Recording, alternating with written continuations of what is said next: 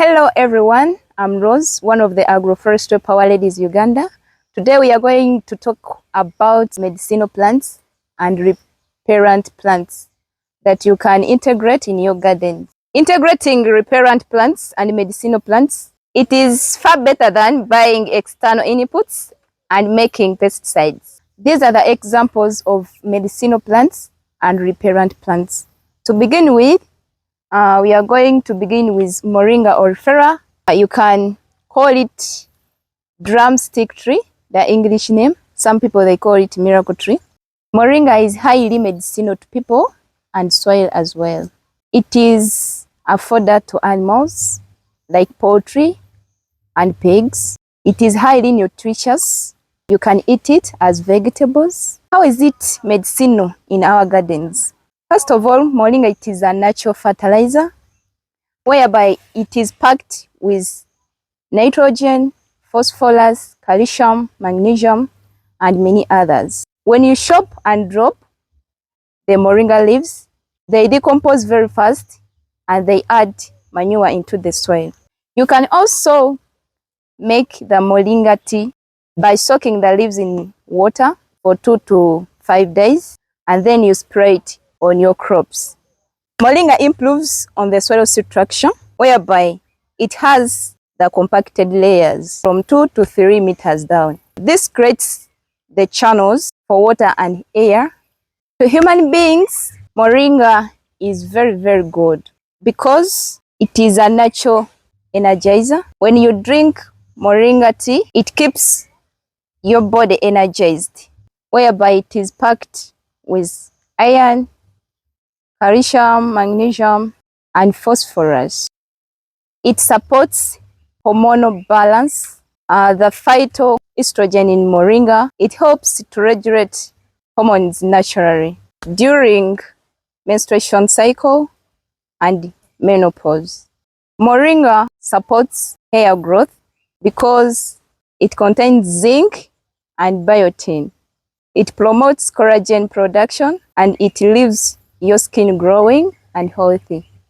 It is dermoprotective because moringa contains antioxidants like vitamin C and E. Those vitamins, they help us to keep our skin healthy. Moringa contains anti-inflammatory properties that helps ease cramps and discomfort during menstruation cycle. Also, moringa reduces inflammations in the body. Those people who have joint pain and those people who have arthritis, moringa, it is very good. Our next plant is soursop. Anona moringata, the scientific name. Soursop, it is evergreen. It is edible. You can prepare it as juice. It is highly medicinal to the soil and to people as well. It is a source of biomass, whereby when you chop and drop the leaves as mulch, they decompose and they add manure into the soil. It also keeps the soil moist and cool for these microbes. It is anti-carcinogen to those people who have cancer cells in their body. People on chemotherapy and radiotherapy, you can use soursop as your supplement. You can take it in the morning and evening. To prepare it, you first dry the leaves in a cool environment and then you pound it. After pounding, then it is ready to use. It supports heart health by lowering the bad cholesterol and reducing high blood pressure.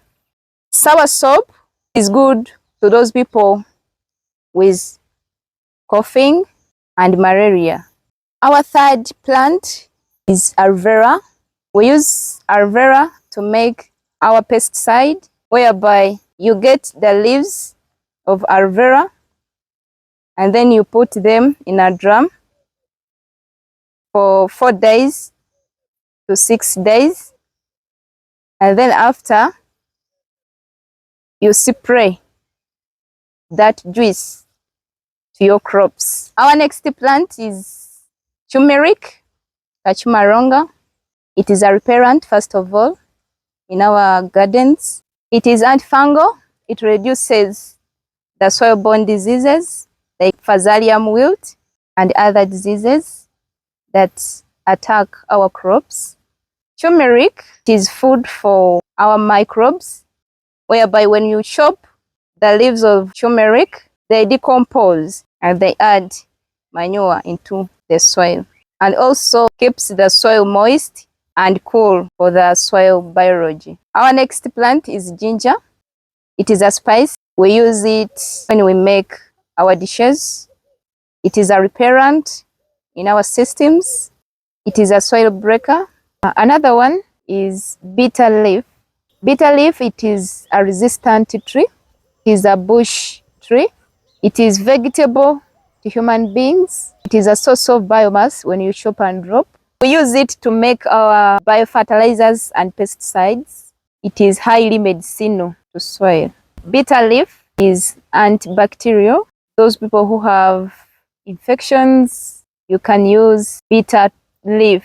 It is really useful. To use it, you get the leaves and then you squeeze them to give out the juice, and then that juice you add in some water and then you take. You can take in the morning a cup and also in the evening. The plants that we have seen are not the only ones, but we have others like mint, rosemary, to mention but a few. Thank you for watching our video up to this end. Please consider to subscribe and hit the notification bell so that you can be notified whenever we upload a new video.